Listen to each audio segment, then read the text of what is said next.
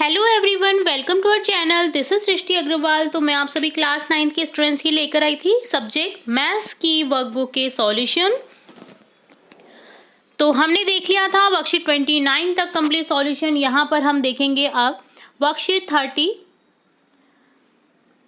तो चलिए स्टार्ट करेंगे। यहाँ पर हम 3 वर्कशीट देखने जा रहे हैं, वर्कशीट 30, वर्कशीट 31 एंड 32। तो वीडियो के एंड तक बने रहना है आपको इसी तरह हमारे साथ। तो चलिए सबसे पहले स्टार्ट करेंगे हम वर्कशीट 30 का सॉल्यूशन। तो देखेंगे यहाँ पर है alternate angles when a transversal intersects two और more parallel lines, the angles form between them in a Z shape are called alternate angles. दो पैरेलल लाइन के बीच में अगर एक इंटरसेक्ट किया जाए लाइन से, तो यहाँ पर जो एंगल बनता है जेड शेप में, उसे क्या कहा जाता है? Alternate angle. देखिए आपको दिखा रखा है। इंटीरियर एंगल क्या होता है? When a transversal intersects two parallel line, the angles form on the one side of the transversal between the parallel lines are called interior angles. Each pair of interior angles formed in this way is complementary 180 degree. Corresponding angles होते हैं when a transversal intersects two parallel lines. The angle formed on the same line of the transversal with respect to the parallel line are called corresponding angles. Corresponding angles are equal. ये equal होते हैं, ये ध्यान रखना है आपको। Corresponding angles ये है, देखिए इंटीरियर एंगल, ठीक है, और ये होता है आपका करस्पॉन्डिंग एंगल जो कि इक्वल रहता है। ये ध्यान देने योग्य बातें हैं ताकि आपको जब भी आप सॉल्व करें किसी भी क्वेश्चन को तो आप इजीली सॉल्व कर पाएँ। तो देखिए इंटीरियर एंगल में क्या होता है ना कि जब हम रेखा का जो कोण निकालते हैं, तो आपको पता ही है कि इंटीरियर एंगल में सरल रेखा बन रही है। सरल रेखा कौन होता है? 180। तो आपको दूसरा कौन मिल जाना है इजीली। जैसे देखिए find the value of x is given figure, x की वैल्यू निकालनी है। तो देखिए कॉन 50 इक्वल आर इंटीरियर एंगल्स कॉन एक्स और कॉन 50, ठीक है। तो यहाँ पर देखिए इंटीरियर एंगल फॉर्म 180 डिग्री होता है, तो सो वैल्यू एक्स की निकल जाएगी 180 माइनस 50 130, ठीक है। तो यहाँ पर आपको ये ध्यान देना है कि इनका योग जो होता है इक्वल टू 180 डिग्री होता है, ठीक है। तो 180 में से आप माइनस कर दीजिए 50 को, तो यहाँ पर हो जाएगा 130 एक्स की value. Find the value of x in the given figure. Corresponding angles है ये। तो देखिए एक्स इक्वल टू 120 हो जाएगा क्योंकि ये इक्वल होते हैं। फाइंड द वैल्यू ऑफ कॉन x, angle x in the given figure. तो लीनियर पेयर यहाँ पर हो जाएगा, तो 180 माइनस 60 कर देंगे तो 120 हो जाएगा कॉन एक्स। कॉन एक्स इज गिवन फिगर, यहाँ पर देखिए निकालेंगे वैल्यू, तो यहाँ पर भी देखिए 180 में से 60 प्लस 50 को घटा दीजिए, 70 डिग्री आंसर बचेगा। Identify the linear pair angle, alternate angle, corresponding angle and vertically opposite angle in the given figure. तो देखिए इस तरह से निकाल लेंगे लीनियर पेयर। कॉन angle 1 2, angle 1 4 2 3 4 3 5 6 8 7 5 8 6 7। Alternate angle 4 6 3 5। Corresponding angle 1 5 2 6 4 8 3 7। यहाँ पर देखिए इस तरह से निकल जाएगा ये। वर्टिकली अपोजिट एंगल जो है VOA वो हो जाएगा कॉन 1 एंगल 1 3, एंगल 2 4, एंगल 5 7, एंगल 6 8, ठीक है।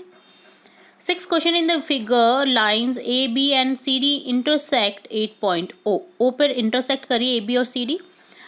If AOC plus BOE equal to 70 degree हो, तो BOED बराबर 40 डिग्री हो, तो then find the measure of BOE is corresponding COE।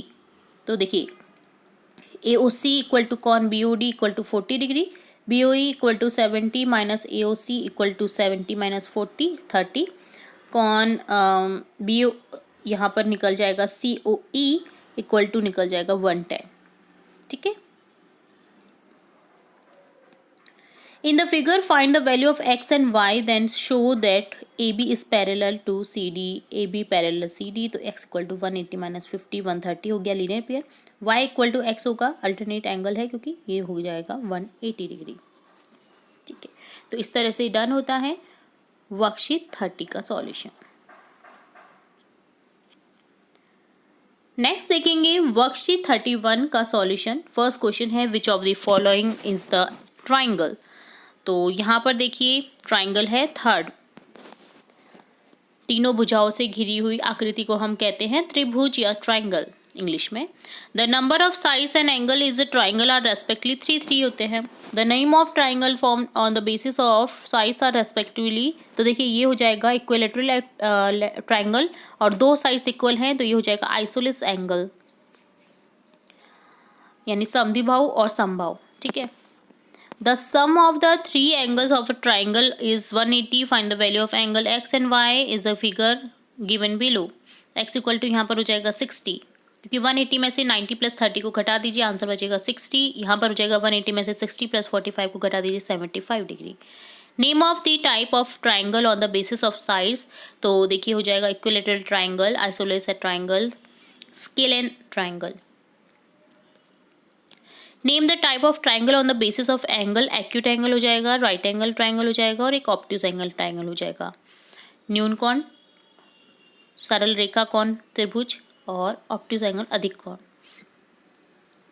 Fill in the blanks. If all the sides of triangle are equal then it is called a equilateral triangle.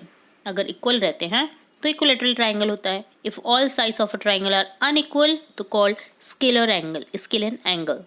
If the value of one angle is right angle of a right angle is 40, then value of another angle will be 50, क्योंकि 90 plus 40 कितना हो गया 130, 130 को घटा दीजिए 180 में से, तो यहाँ पर हो जाएगा 50 degree. If the measure of two angles of a triangle are 40 and 60, तो find a third of, तो यहाँ पर x plus 40 plus 60 equal to 180 करेंगे, x इक्वल टू निकल जाएगा 180 minus 100, 80 degree. If the ratio of three angles of a triangle is 1:2:3, then find the value of the three angles of a triangle। यहाँ पर हो जाएगा angles are 30, 60 और 90। ठीक है, क्योंकि x plus 2x plus 3x equal to 180 कर देंगे, और क्योंकि हम वेरिएबल मानेंगे 1, 2, 3 का x, और इस तरह से x की वैल्यू निकल जाएगी 30, देन एंगल्स निकल जाएंगे 30, 2 into 30 60, 3 into 30 90। Can you make a triangle whose all three angles are more than 60? No, because sum of angle of triangle 180 degree। तो more than 60 से तो हमारा तीनों ही अगर ट्राइंगल more than 60 होंगे तो हमारा कभी भी जो त्रिभुज है वो बनेगा ही नहीं। ठीक है, वो चतुर्भुज की श्रेणी में आ जाएगा। तो 60 60 60 लास्ट रहेगा, इससे ज़्यादा के कौन नहीं रहेंगे, और एक 90 होगा तो कम रह सकते हैं, बट ज़्यादा नहीं हो सकते तीनों ही एंगल। ठीक है, कम रह सकते हैं। Construct N isosceles triangle ABC whose equal side are 5 cm and another side is 3 cm right on the 3 angle। तो यहाँ पर हो जाएगा 5 5 3 centimetre.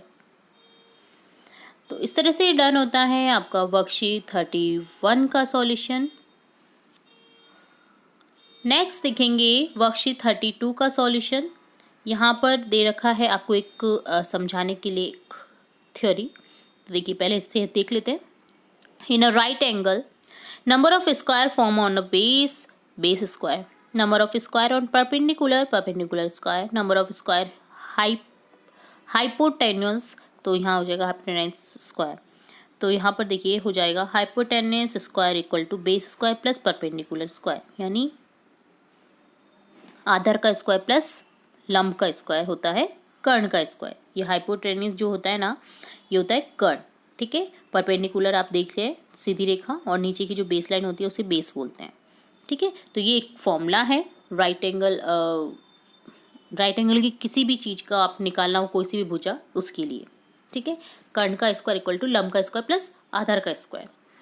The triangle shown in the picture is right angle है, वो राइट एंगल यानी एक कोण आपका 90 डिग्री का रहता है राइट एंगल में। ठीक है, what is the length of the base of this triangle 3 centimetre. What is the length of hypotenuse is this angle 5 centimetre. What is the which of the following angles in the picture is a right angle कोण ABC। How many square are there in the square form on the base.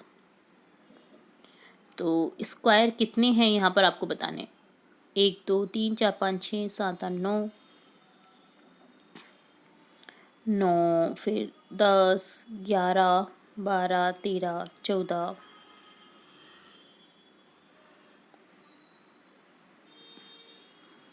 15, 16, 16 निकलेंगे अगर हम निकालेंगे तो how many जो angles हैं यहाँ पर, ठीक है। तो आप इसे सॉल्व कर सकते हैं। What is the number of square is square form made in perpendicular 16। Perpendicular में देखिए कितने निकलेंगे 16, और यहाँ पर 9 है, यहाँ पर सॉरी 5th क्वेश्चन में 9 है, ठीक है। तो यहाँ पर आपको 9 कर देना है।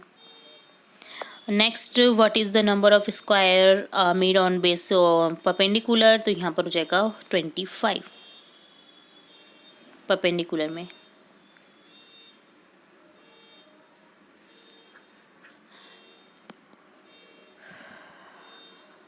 ठीक है। The total number of square, number of square नहीं, the total of number square, तो टोटल तो हो जाएगा 25। नंबर ऑफ स्क्वायर यहाँ पर स्क्वायर मेड ऑन परपेंडिकुलर में 16 है। तो इसी तरह से आप स्क्वायर फॉर्म में बेस में निकालेंगे ना, तो how many squares are there in the square form on the base, तो आपको निकालना पड़ेगा इससे, ठीक है। तो आप निकाल कर एक बार देखें, देन आप लिखें इसका आंसर।